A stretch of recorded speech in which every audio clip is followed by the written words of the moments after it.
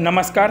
शेतकरी आणि बैल यांचं नातं संपूर्ण जगाला परिचित आहेच. बैलाशिवाय शेतकरी अपुरा आहे. शेतकऱ्याच्या खांद्याला खांदा देऊन शेतकऱ्याबरोबर राबणारा हा फक्त त्याचा बैलच असतो.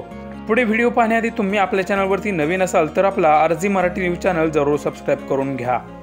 शेतकरी बैलाशिवाय अपुरा आहे, कारण त्याचा उजवा हात म्हणजे त्याचा बैल.